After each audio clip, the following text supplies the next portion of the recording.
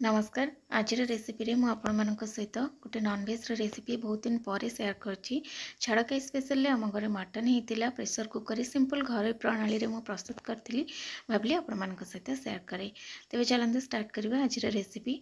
से गोटे grinder jar simple मसला ये बाटी नवा। तो ये दुईटा मीडियम साइज पियाज को काटी नहीं आठी दुईटी बड़ साइज रसुण और गोटे बड़ खंड अदा को काटिकी दे देछि आ ता सहित दे देछि 4टी सुखिला लंका आ एथिरे अल्प पानी देकी प्रथम आमे मसलाटा को बाटी नबा। तो ये देखंतु मसलाटा हमर रेडी हो गला, माने मसला बटाटा एकदम रेडी। तापरे आमे स्टार्ट करबा रोसई। तो ये प्रेशर कुकर दे देछि तेल। तो जेहेतु गोटे केजी मटन अच्छी 1 किलो से तेल टिके मु अधिका नहीं फ्रीडम तेल व्यवहार करछि। आ सोरिष तेल जदि आपण करिवे भी बढ़िया टेस्ट आसीबो। सोरिष तेल भी नहीं कि करिवे तो प्राय साधारणतः नॉनवेज किए सोरिष तेल रे बनाती भल लगे बोली, भल टेस्ट आसीबो बोली। किंतु ए तेल रे मध्य टेस्ट ठीक ठाक थिला। तो तेल गरम होला परे मु 2टा तेजपत्र और किछि गोटा गरम मसला दे देली आ ता सहित 3टी मीडियम साइज पियाज को काटिकी रखी ताकू देदेली ये आ गोटे रसुण ये देदेली। मटन ये गोटा रसुण बास्ना फ्लेवर भी बहुत बढ़िया लगी था। आ रोसई सरला जो रसुणटा से झोल मैंने चकटी देले खावा भी बहुत बढ़िया लगी था। तो पियाज भल भाव भाजी सारापर बाटिकी रखा मसला को देदेली आ मीडियम फ्लेम रे मसला गुड़ी को आम माने कषा। तो ये मसला देलापर अल्प टिके पानी माने ग्राइंडर जार टिके धोईकी अल्प टिके अध कप पानी देदेली। तापर गोटे चामच देदेली हलदी गुंड आ गोटे चामच देदेली ये लंका गुंड काश्मीरी रेड चिली ये मुझे देछि आ गोटे चामच देदेली ये धनिया पाउडर आ राग पई मु सुखला लंका ये बाटी थी से राग लंका गुंड आ देनी जेहेतु पिला माने खाइबार थिला। तो से काश्मीरी रेड चिली ही देछि माने गोटे बढ़िया कलर आसीबा पई। तापर मसला को आम मीडियम फ्लेम रे भल भाव में कषा जिते पर्यंत तेलटा सेपरेट न हो जाए आ बहुत बढ़िया गोटे बास्ना ना होती। तापर मसला रे आम देदेबा लुण। तो ये मु आगुरी मटन टाक धोईकी से मटन पर जी लुण दरकार मटन में लुण और हलदी गोलेकी अलरेडी रखीदे। तापर मसला तरकारी जी लुण दरकार से लुण ये देली। तो लुणटा आपण हिसाब से बालांस करके मेकअप करके देवे। तापर ये 2टी टमाटो देदेली छोट छोट काटिकी। ये सबको आम बहुत भल भाव में कषा। तो ये देखिपे मसलाटा टिके कषी ही आसलानी और तेलटा टिके सेपरेट है आ बास्ना भी बहुत बढ़िया होची।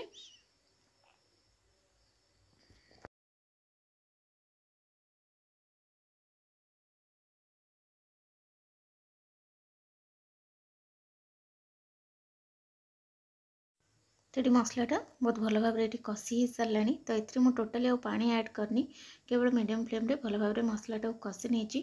तापर ये आम देदेबा मटन।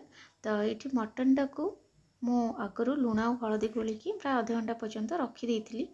तापर आम मटन देलापर मसला सहित मटन टाकू पुणी भल भाव में कषि नवा।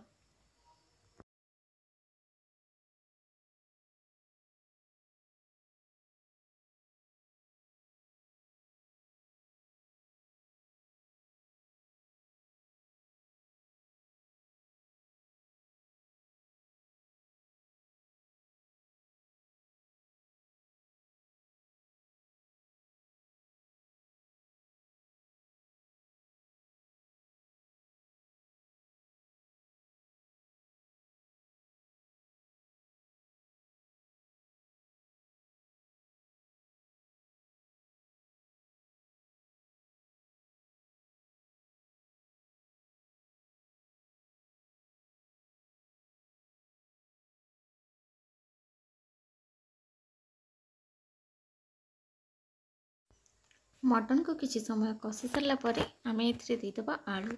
मटन तरकारी आलू न पड़े प्राय हुएनी, आलूटा कंपलसरी। तो आलूटा को आगुरी मु भाजिकी रखी तेल टिके नाकू आलूटा देकी पुणी थे आपको किसी समय कषिदेवा।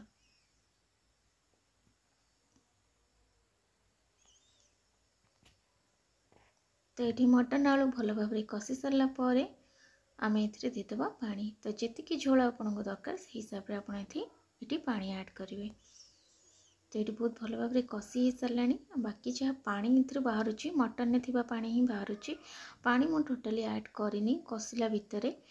ଯେତିକି ଗ୍ରାଇंडर जार धोईकी पानीटा देती से ही तापर ये मुझे पानी देदेली जी माने झोल आमको दरकार से हिसाब से आपको जब अधिका झोल दरकार ताहले अधिका पानी देवे। तो मसला को देखिकी ही पानी देवे। जदि मसला परिमाण कम थी पानी अधिका देदेले झोलटा खाइबा को भल लगे। तो मसला को देखिकी ही पानीटा को आपड़ देवे आउ केतिकी आपको गाढ़ा दरकार झोल कंसिस्टेंसी केते दरकार से हिसाब से पानीटा आप एडजस्ट करेंगे। तापर प्रेशर कुकर को बंद करदेली आउ मीडियम फ्लेम रे 3टी हुइसिल देदबा। तो ये हुइसिल ऑलरेडी माने हो जाइतिला तरकारी पूरा रेडी हो जाइतिला। तापर मु सेमती रखी देइतिली पूरा गैसटा हुइसिलटा पूरा बाहर सारला परे कि समय परे एठी मु बाहर करछि तार ढांकुणीटा।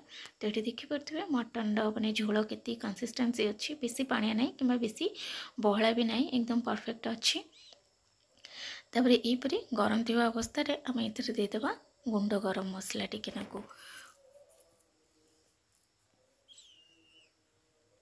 बस गरम मसला देकी भल भाव आपको गोले देबे। तापर ढांकुणी बंद करके टिके समय रखीदेवे। तो गरम मसलार माने फ्लेवरटा से तरकारी सहित मिसीज खाइबा पे बढ़िया लगे। तो तरकारी कलर देखिए आप जानीपे केते बढ़िया हो। आशा करूँ रेसिपी भल लगी। जदि आपको सिंपल मटन रेसिपी कुकर वाला मटन रेसिपी आपको जब भल लगी सिंपल प्रोसेस ताले प्लीज मो चैनल को गोटे सब्सक्राइब करदे। कमेंट से निज मतामत निश्चय जनइबे। भल लगे सांग सहित गोटे शेयर करदे। और जब फेसबुक रे देखुं प्लीज मो चैनल प्रीतिश ब्लॉग को गोटे फॉलो करने को भूलिबेनी।